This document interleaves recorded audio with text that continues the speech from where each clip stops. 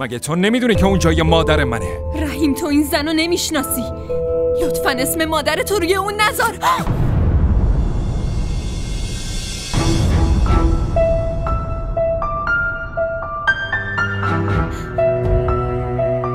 دهن گشاده تو ببند.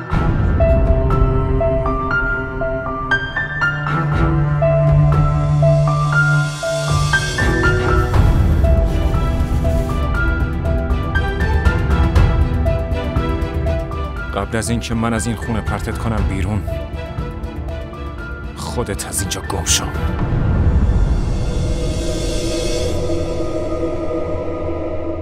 قبلا فقط از چشم افتاده بودی، ولی امروز از قلبم بیرونت کردم.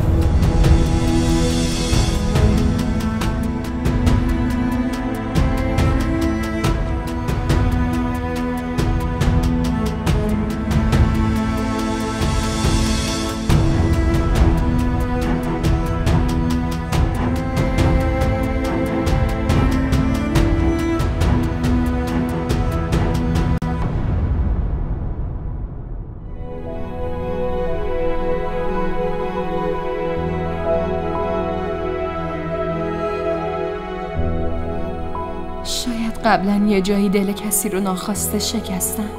برای همین این بلاها داره سرم میاد.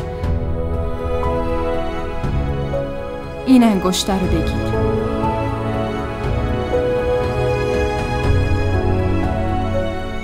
آره من دل اسکندر رو شکستم. تقصیر اون نبود، اما من نامزدیمو باهاش به هم زدم. حداقل اون منو درک میکرد، اما رحیم اصلا منو درک نمیکنه.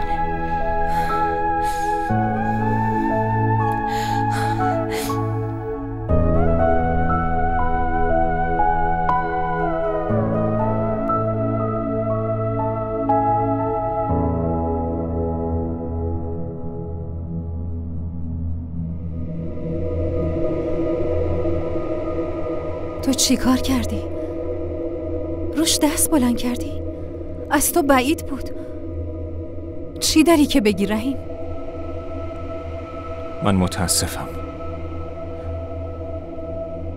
ببخشید که این همه سال باهات بد رفتاری کردم. فکر میکردم اشتباه میکنی و هیچ وقت تو رو مادر خودم ندونستم.